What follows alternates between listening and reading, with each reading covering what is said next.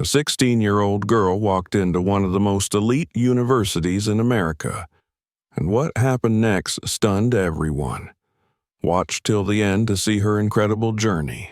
Don't forget to like, subscribe, and tell us where you're watching from. The morning air in South Carolina had still carried a trace of summer humidity when Amara Johnson boarded the bus that would take her north. She wore thrift store jeans that had been patched twice at the knees, sneakers so worn the laces were frayed, and over her shoulders hung a denim jacket that had belonged to her mother years ago. In her backpack, she carried only two things that mattered: a battered spiral notebook filled with equations, and the official envelope with the gold crest of Preston University stamped on the front. That envelope was her ticket, an observer's pass to one of the most prestigious mathematics symposiums in the country. The pass said observer. It did not say participant. It certainly did not say challenger. Still, when Amara clutched it in her hands, she felt something stir in her chest, something stronger than nerves. Maybe this was the chance her grandmother had always told her about, the chance to show that brilliance could come from anywhere, even from a small-town girl who studied by flashlight when the power bill went unpaid. By the time she arrived at the Preston campus, the October air was brisk, the kind that made students hurry across the quad with coffee cups clutched in their hands. Preston looked exactly as Amara had imagined from the glossy brochures: red brick buildings with ivy creeping up their sides, white columns framing the entrances, and banners hanging proudly with the university's seal. Everything about the place radiated wealth, tradition, and exclusivity. Amara tightened her jacket, knowing immediately that she didn't blend in. At check-in, the security guard looked at her pass twice before letting her through, eyeing her sneakers as if they were out of place among the leather loafers and polished boots that clicked across the marble floors. Students shifted when she sat too close in the auditorium, their cashmere sweaters brushing against her denim, as though the fabrics themselves didn't belong in the same row. No one smiled at her, no one asked her name. To them, she was just a visitor, an outsider, a girl who had wandered into a world that wasn't hers. But math had always been hers. Math didn't ask for family names or expensive tuition. Numbers didn't laugh at her accent or her jacket. Equations either worked or they didn't, and Amara had spent years chasing the ones that refused to bend easily. The symposium began with opening remarks, the dean of mathematics welcoming visiting scholars from Cambridge, doctoral candidates from Stanford, and young prodigies already published before 20. Amara listened intently, gripping her notebook. She scribbled down notes until her wrist ached, her handwriting small and neat, her mind racing to keep up. Then, in the late morning, Professor William Aldridge took the stage. He was a man whose reputation preceded him, a department head known for brilliance, but also for arrogance sharpened by decades at the top. His gray suit was pressed, his glasses gleaming under the auditorium lights. He carried himself like a judge presiding over a courtroom, and the students watched him with the kind of reverence usually reserved for legends. "This problem," he said, writing a line of symbols across the giant chalkboard, "has resisted solution for years. We've consulted experts at MIT, Stanford, even Cambridge. None have cracked it. It is here today not to be solved, but to be discussed." He stepped aside, revealing a sprawling mess of equations and operators that seemed to twist into infinity. The board looked less like mathematics and more like an abstract painting of impossibility. Laughter rippled lightly through the crowd. Whispers passed between rows. The message was clear. This was entertainment, not opportunity. Amara's hand tightened around her notebook. She had studied problems like this, not this exact one, but systems just as snarled, just as intimidating. She felt her pulse quicken. Before she realized she had spoken, her voice carried from the back row, quiet but steady. "Sir, give me 3 minutes." The room stilled. Heads turned, eyes scanning the rows until they landed on her. A few students chuckled under their breath. Someone muttered, "Who let her in here?" Aldridge narrowed his eyes. 3 minutes, he repeated, his voice dripping with amusement. "And what do you expect to accomplish in that time, miss?" "Johnson, Amara Johnson," she said, forcing her voice not to waver. The professor studied her like a curiosity. Then, with a dramatic wave of his hand towards the chalkboard, he said, "Very well, entertain us." A few students pulled out their phones, ready to record her embarrassment. Others leaned back, smirks spreading. Amara stood, her notebook clutched to her chest, and walked down the aisle.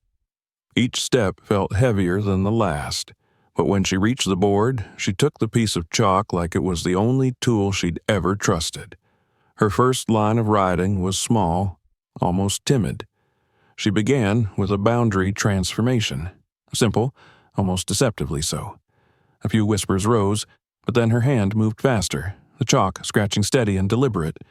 She shifted the domain, applied a stochastic convergence theorem, and suddenly the chaos on the board began to resolve. The laughter faded into silence. Professor Aldridge's smirk faltered. He crossed his arms, tilting his head. "Interesting choice of variables," he said dryly. "Self-study," Amara answered without looking up. "And some tricks my uncle taught me." Gasps echoed when she manipulated a notoriously unstable term, stabilizing it with a method none of the doctoral candidates had considered. Students leaned forward in their seats, phones lowered. The room had shifted from ridicule to rapt attention. Minutes stretched longer than they should have. By the time Amara stepped back, chalk dust clinging to her fingers, the left half of the board was transformed. Where there had been chaos, there was now order, a solvable path. A young postdoc near the front blinked. That's actually a working framework." Aldridge adjusted his glasses, studying the board. For a long moment, he said nothing. Then, in a low, unreadable voice, "Show me the next phase." Amara's heart pounded, but she nodded, stepping forward again. This time she explained her steps, her voice stronger. She didn't drown her logic in jargon. She spoke plainly, with precision. By the time she finished, murmurs filled the room. She caught the symmetry. She used inversion. I've never seen anyone apply that here. She mapped the unstable node. She actually mapped it. The lecture hall buzzed with disbelief, and yet not everyone was impressed. From the front row, a tall senior student named Ethan Rowe leaned back with a sneer. "Lucky break," he muttered, loud enough for others to hear. 3 minutes of luck." Amara ignored him. She could feel the sweat on her palms, the racing of her heart. But when she finally set down the chalk, she whispered to herself, "Let my work speak for me." The auditorium erupted in hushed chatter. Aldridge, expression stony, stepped forward and erased the board in deliberate strokes. "Break's over," he said coldly. "Next session begins in 10 minutes." But the air in the room had shifted. Students whispered, exchanging glances. Some glanced back at Amara as she quietly returned to her seat. Something had just cracked in Preston University's walls, and everyone knew it. As Amara sat, she felt her phone buzz. A single message from her grandmother glowed on the screen. "You don't have to prove anything to anyone but yourself. I'm already proud." Her eyes stung, but she smiled faintly, clutching her notebook. For the first time since she stepped onto campus, she felt that maybe, just maybe, she wasn't entirely out of place. Transition to Chapter 2. But pride never lasts long at Preston. By the afternoon, whispers would turn into resistance, and Amara would learn what it really meant to challenge the system. The buzz from the lecture hall hadn't faded by the time Amara left for lunch. Conversations trailed behind her in hushed voices, students whispering as she passed, some with awe, some with irritation. She could feel their eyes on her denim jacket, their stares measuring every step she took. A few even snapped photos when they thought she wasn't looking. For all the chatter, though, not one of them spoke directly to her. She wasn't part of their world. She had simply disrupted it for a moment. In the cafeteria, she slid into an empty corner with her tray of food, plain pasta, and a cup of water. She barely touched it. Across the room, she spotted Ethan Rowe surrounded by a group of graduate students. His laugh carried across the space, sharp and grating. Their glances kept darting toward her table, followed by smirks. "You had your lucky 3 minutes," Ethan finally called out, not bothering to lower his voice. "Don't strain yourself thinking it means anything." Laughter rippled through his group. Amara looked up, meeting his eyes. She didn't flinch. She didn't give him the satisfaction of a reply. Instead, she opened her notebook and began scribbling equations across the page, the rhythm of her pencil drowning out the noise. But the moment left its mark. It was one thing to face skepticism from a professor like Aldridge. It was another to be targeted by peers who already had everything she didn't: legacy, resources, confidence that the world belonged to them. Ethan wasn't just a rival. He was the embodiment of the institution that didn't want her here. Later that afternoon, the sessions blurred together. Amara filled her notebook with furious notes, some lines so fast they tilted sideways across the page. Occasionally, she caught glimpses of Aldridge glancing her way from the front of the auditorium. His expression was unreadable, but his eyes lingered too long, as though measuring whether her earlier performance was skill or mere accident. When the final lecture ended, students filtered into the lobby in clusters. Amara lingered near the back, waiting for the crowd to thin. That's when she heard a voice behind her. "Miss Johnson?" She turned to find a woman in her mid-40s, dressed sharply in a navy blazer with the Stanford University crest stitched on the pocket. Her dark hair was pulled into a bun, glasses perched low on her nose. Unlike the other professors, her expression wasn't cold or skeptical. It was curious, even kind. "Yes, ma'am," Amara said carefully. The woman extended her hand. "Dr. Celeste Monroe. I'm visiting from Stanford's Department of Mathematical Physics." Amara hesitated, then shook it. "Nice to meet you, Dr. Monroe." "I watched your work this morning," Monroe said, her tone even but carrying weight. "You have no idea how rare it is for anyone to move that problem forward, let alone in real time." Amara blinked, unsure how to respond. I just tried something I thought might work." "That's exactly the point," Monroe replied, a faint smile crossing her face. "Most here are too bound by convention to try something new." She paused, studying Amara for a moment longer. "I'd like to speak with you after the evening session, if you're willing. I think you should hear what I have to say." Amara nodded quickly. "Yes, of course." Monroe's smile deepened. Then she disappeared into the crowd, leaving Amara clutching her notebook tighter than ever. For the first time that day, she felt a flicker of validation that didn't come wrapped in ridicule. That night, back in the guest dormitory, Amara sat at the desk by the window, the glow of her lamp illuminating pages of calculations. Her notebook lay open, its margins crammed with half-finished proofs and diagrams. Outside, the campus buzz had died down, replaced by the quiet hum of crickets. Still, her mind refused to rest. Every time she closed her eyes, she saw Aldridge's face, Ethan's smirk, the endless lines of equations waiting for answers. At midnight, her phone buzzed. A new email. She clicked it open, her pulse quickening when she saw the sender, Professor William Aldridge. The subject line read, Invitation, Advanced Problem Solving Session. The message was short, almost clipped.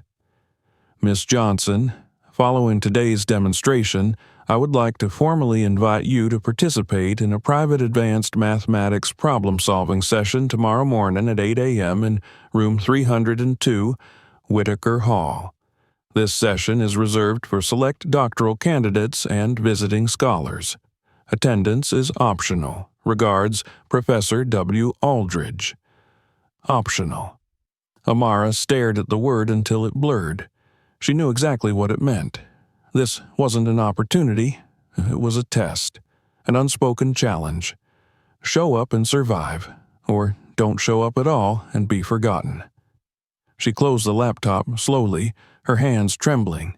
For a long moment, she just sat there, listening to the hum of the old dorm radiator, the distant laughter of students outside. Then she pulled her notebook closer, flipped to a blank page, and whispered to herself, "Another test? Fine. Let them bring it." The pencil scratched across the page, her focus sharpening like a blade. By dawn, her eyes were heavy, her hand cramped from hours of work. But when the alarm buzzed at 6, she was already awake. She looked at her reflection in the cracked dorm mirror, pulled her curls into a ponytail, and straightened her jacket. Her grandmother's voice echoed in her mind. "Baby girl, you don't have to prove anything to anyone but yourself." Amara picked up her notebook, tucked it under her arm, and stepped out into the crisp morning air. The doors of room 302 would open to a new battlefield, one where no one wanted her to succeed, and failure meant erasure. Room 302 in Whitaker Hall looked like the kind of place where decisions were made about other people's futures. The conference table was polished to a dark shine. The windows were narrow, the fluorescent lights hummed with an indifferent steadiness. When Amara stepped through the doorway a few minutes before 8, 4 faces turned her way. 3 doctoral students she didn't recognize and, seated a little apart with his ankle crossed over his knee, Ethan Rowe. At the head of the table stood Professor William Aldridge, sleeves sharp at the cuff, posture squared like a bailiff about to announce a verdict. "Take a seat, Miss Johnson," he said, not bothering to greet her with anything more than that. Amara slid into the only open chair near the corner, setting her battered notebook on the table as if it were something sacred. She didn't dare open it. The room smelled faintly of dry erase marker and old carpet cleaner. One of the doctoral students, tall, tidy, hair parted like a metronome line, stared at her with frank curiosity. Another pretended she wasn't there at all, eyes fixed on the stack of sealed envelopes at Aldridge's elbow. Ethan offered a small, sideways grin, the kind people wear when they've already written your ending. Aldridge cleared his throat. "You've been invited to an advanced problem-solving session," he said, even though the invitation email had stated exactly that. "The format is simple. You will each receive an envelope containing 3 problems, one in topology, one in applied statistics, and one in nonlinear dynamics. You'll have 90 minutes. No electronic devices, no collaboration. Use the materials on the side table if you need extra paper." He paused, gaze sweeping the room once, stopping on Amara a beat longer than necessary. "We're evaluating method as much as correctness." He slid the envelopes out in measured motions, one to each participant. When he reached Amara, he set the packet down, but kept a fingertip pressed to the paper for a half-second longer, as if to emphasize ownership. Then he stepped back, checked the wall clock, and said, "Begin." The room shifted into a choreography of pencils and paper. Amara broke the seal and scanned the first page. Topology. The prompt described homology on a compact, non-orientable manifold. The objective was to establish an isomorphism under a constrained deformation retract. She could almost feel the pressure in her temples. She had seen something like it once. In a library book she'd renewed so many times the clerk started recognizing her on sight. She took a breath and did what she always did. She drew. In the margin, small, firm lines bloomed into surfaces in her mind, flipped, folded, traced with arrows. She wrote the definitions she needed at the top, quiet anchors in a sea that wanted to pull her under. Then she started building a path, step by step, refusing to let the scope of the thing convince her it was bigger than logic. Minutes slid past, measured by the sweep of the clock's second hand and the hard click of Ethan's pencil when he flipped pages. He had the kind of test posture that told a story, chest open, elbow set, movements confident to the point of theatrical. Amara kept her eyes down and stayed small, letting the work expand instead of her presence. Half an hour in, she had the structure. Not perfect, maybe not elegant, but coherent. An isomorphism established with carefully justified transitions, the deformation retract, argued with enough rigor that she could defend it if challenged. She boxed the final line and moved on.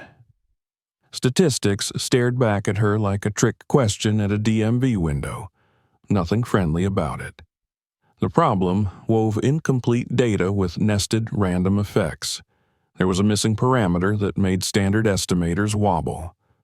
Amara felt a single dot of cold on her back, sweat or fear or both.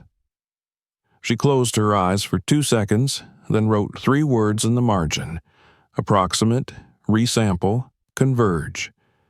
She remembered a trick, rough, inelegant, but serviceable, for building a bootstrap when data were sparse and structure was messy. She sketched it fast, careful to note why she was doing what she was doing, which assumptions she was relaxing, where the bias would want to creep in. Her solution wasn't glossy. It didn't need to be. It needed to be honest about its own limitations and steady enough to hold. She glanced up just once. Ethan was already leaning back, giving his notebook a lazy flip as if to see how many blank pages were left to conquer. The doctoral student with the metronome part frowned at his work, erasing in short, frustrated strokes. The woman to Amara's right had her jaw set and her pencil moving like a metronome. No flourish, just relentless pace. 22 minutes remained when Amara reached the nonlinear dynamics problem. It looked like the unruly cousin of the monster from the lecture hall. Stochastic terms braided into a system that would destabilize if you looked at it wrong. She felt the old instinct flare. Change of variables, Laplace domain, contour tricks. None felt fast enough to trust on a clock that had turned from loud to cruel. Her uncle's voice surfaced, not as a quote, but as a habit. Don't fight the whole system. Isolate where it breathes. She scanned for the instability boundary, penciling a faint scaffold of where the system wanted to blow up and where it might be coaxed into behaving.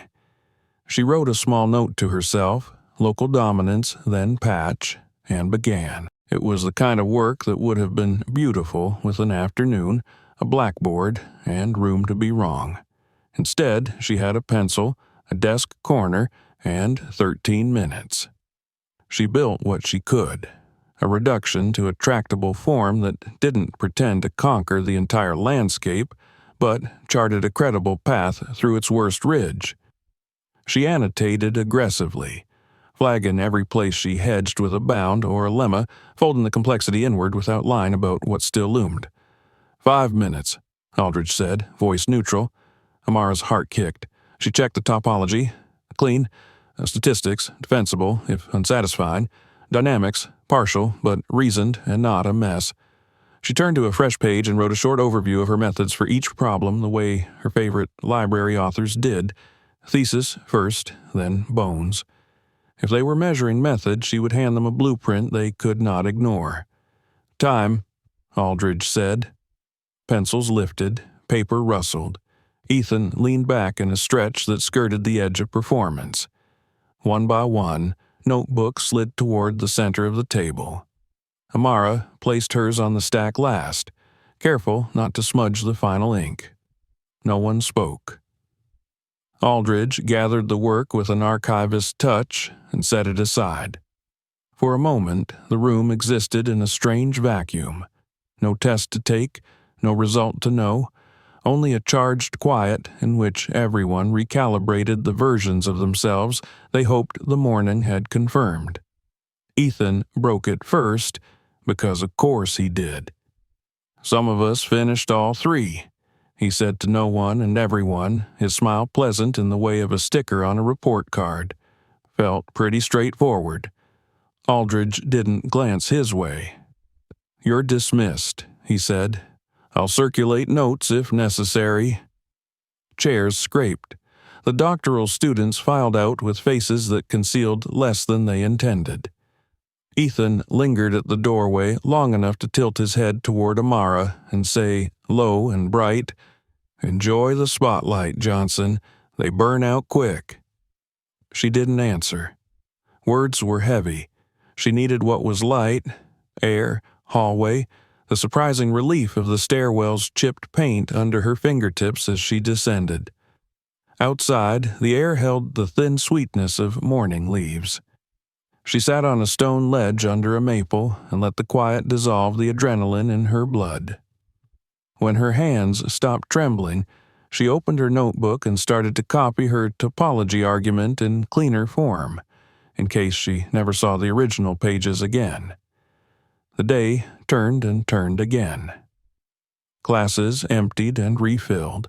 The quad flashed in and out of sunshine as clouds moved like slow ships overhead. Amara hid in the library in a back row where the tables were scarred and the outlets temperamental, and she tried not to look at her phone every 7 minutes. Late afternoon, footsteps approached her table. She looked up to find Dr. Celeste Monroe with a to-go coffee in one hand and a slim folder tucked under her arm. The professor's expression did not announce triumph or disappointment. It announced presence, the kind that steadies rather than startles. "Do you have a minute?" Monroe asked. "Yes," Amara said, standing so quickly her chair legs squealed. Monroe gestured for her to sit. She placed the folder on the table, but didn't open it yet.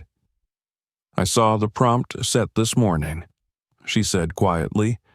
It was designed to measure more than answers. "I guessed," Amara murmured.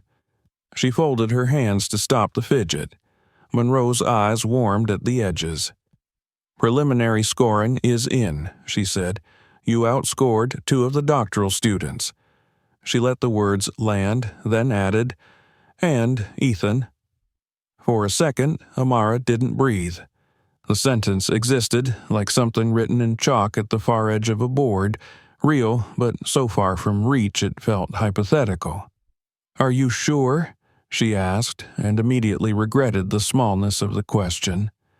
"I read the breakdown," Monroe said. "Your topology was clean. Your statistics, imperfect but honest about its assumptions, which matters more than a pretty wrong answer. And in dynamics you demonstrated control of the instability that no one else attempted. You didn't claim more than you achieved. That's not weakness. That's discipline." Amara swallowed. A dozen responses flickered and died on her tongue. She tried to hang on to the facts and not the feeling, because feelings were unreliable in rooms like this. "Will they—" She stopped. "Will anyone say it?" Monroe's pause was microscopic but perceptible. "Professor Aldridge hasn't circulated the results," she said. "He may decide the exercise was informal. He may say the sample size was small or that comparisons are premature." She didn't add the next clause. She didn't need to. He may say anything he wants. He carries gravity here. Amara stared at the tabletop, a map of old scratches and pen scars layered across it, like the history of 1,000 other fights. The first swell of anger surprised her. It rose hot and immediate, not at the possibility of silence, but at the predictability of it. She had stepped into a place that could watch her do the work and still ask whether work counts. It was one thing to be tested. It was another to have the test erased. Monroe set the coffee down. "Listen to me," she said, voice still low but edged with steel. "You earned this. Whether or not he announces it doesn't change what you did. And he knows it. They all do." A wordless minute passed. The library's air conditioner kicked on. A page turned in the next row. When Monroe spoke again, her tone had shifted from witness to advocate. "I brought you something," she said, tapping the folder. "It's an open problem I've been working on. Probability crossing over into stochastic systems. I want to see how you approach it. Not because I expect a miracle in a week. Because I want to keep watching how you think." Amara reached for the folder with careful fingers, like it might spook and run. "Thank you," she said. The words felt insufficient and exactly right. Monroe stood, gathering the paper sleeve of her coffee. "One more thing," she added, eyes flicking toward the library entrance as if she could see the campus like a model from where she stood. "Places like this run on narrative. The story they tell about you will not be the one you deserve unless you keep writing it louder than they can erase. Do you understand?" "I do," Amara said. And she did.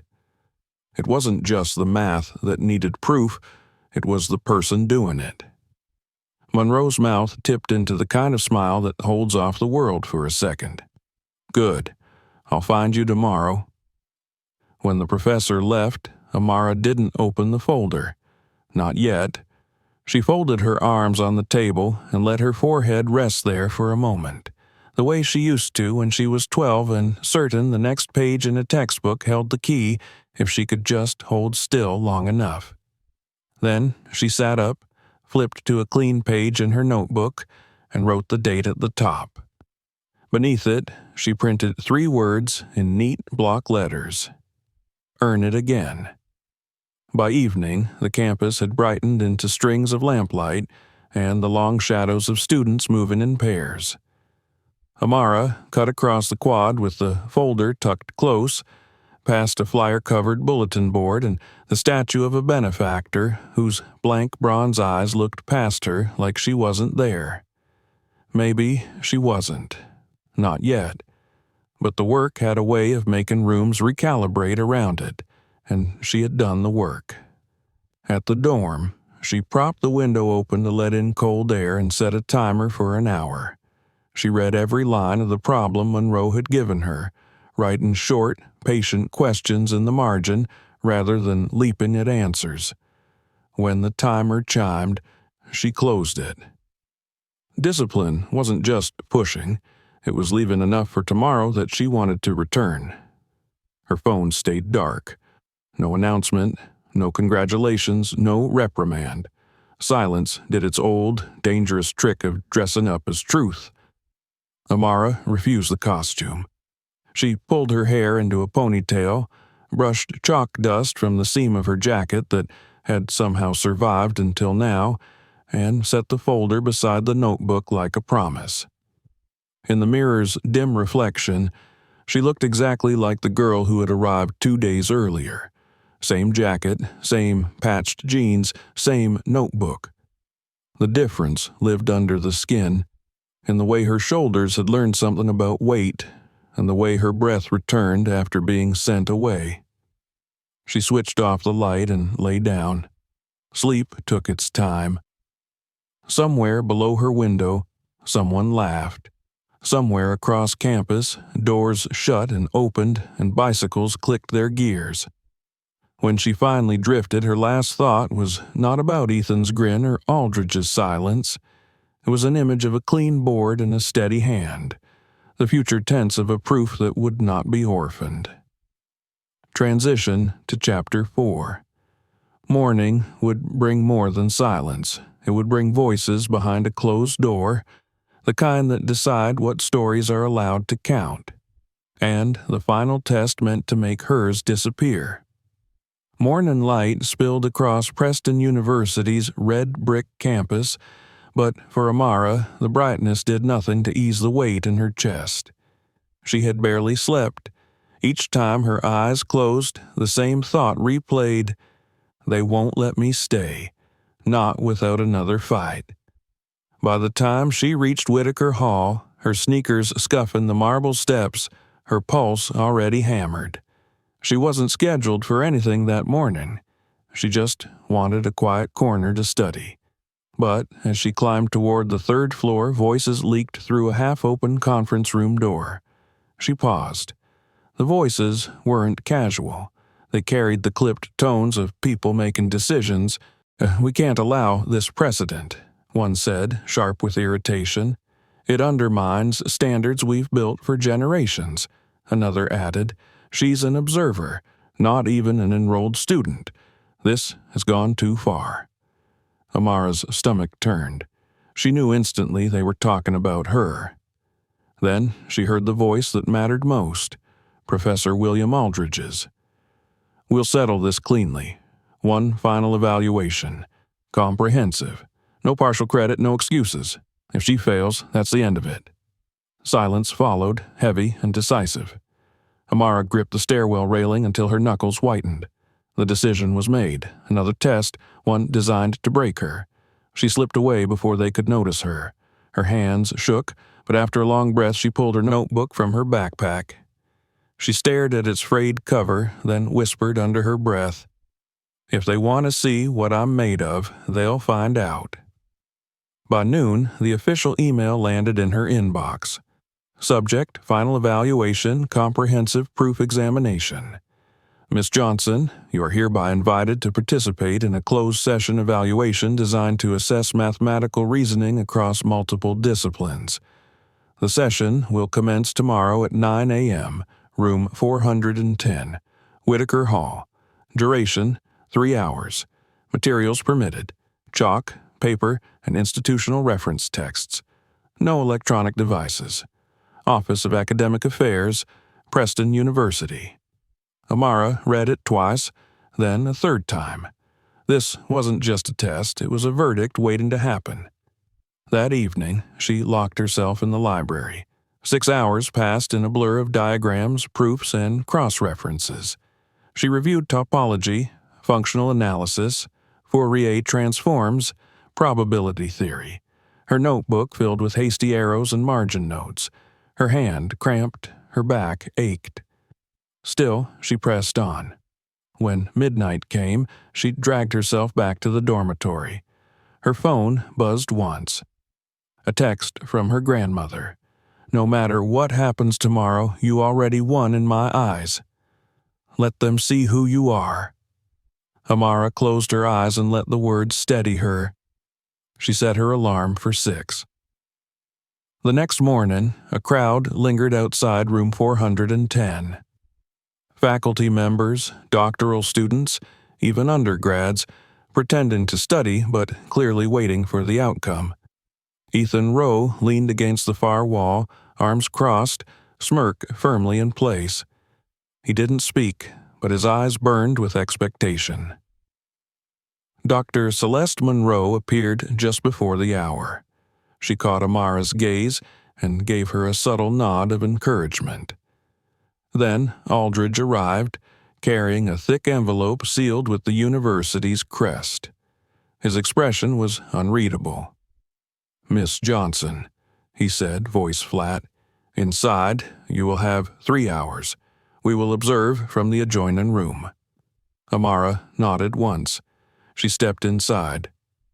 The room was cold, bare except for a single desk, a chair, and the enormous blackboard stretching across the front wall. Aldridge placed the envelope on the table and gestured. "When you're ready." Amara's fingers trembled as she tore the seal. 8 pages of dense notation spilled out. Measure theory, algebraic topology, stochastic partial differential equations. It was brutal, an exam engineered to destroy her confidence. For one heartbeat, she thought about walking out. Then, slowly, she smiled. Challenge accepted. She spent the first 2 minutes reading, not writing, mapping the terrain. Then she rose, chalk in hand. Topology came first. She mapped structures, defined boundaries, wrote critical points. Her writing was deliberate, her reasoning clean. From behind the one-way glass, professors leaned forward. One whispered, "She bypassed the common trap." Another muttered, "That's a graduate-level maneuver." An hour passed. Measure theory came next. She constructed her proof framework carefully, leaving no assumptions unchecked. Her lines flowed with a clarity that startled even her. In the observation room, someone murmured, "Her logical flow is near perfect." At the 2-hour mark, she faced the last section, the nonlinear stochastic system, the killer, the part meant to unravel her. Sweat beaded at her temple. Her chalk hovered, then froze. "Think, Amara. Breathe." Then she remembered. One page from Monroe's folder, a technique buried in dense research notes. A rare application of stochastic Green's functions for boundary approximations. Her pulse steadied. She erased a section of the board and began again, applying the method with precision. Behind the glass, Monroe's eyes widened. "She's doing it," she whispered. Minutes bled away. With only 3 minutes left, Amara boxed her final answer in the bottom corner of the board. She stepped back, breathing hard, chalk dust coating her fingers. The door opened. Aldridge entered, followed by the others. They scanned every line, checking, rechecking. 15 minutes passed in silence. Finally, Aldridge folded his arms, his jaw tight. Without looking at her, he said, "This is correct." A hush filled the room. Then, from the hallway, a single clap, another. Then the corridor erupted in applause. Amara stood frozen, wide-eyed. Monroe smiled softly. Aldridge gave only a single reluctant nod before walking out. Tears pricked at Amara's eyes, but she didn't cry. She simply smiled, steady and unshakable. Transition to Chapter 5. Now came the decision, not of math, but of power. The admissions committee would decide if brilliance could break tradition. The day after the final exam dawned bright, but the air around Preston University felt heavy.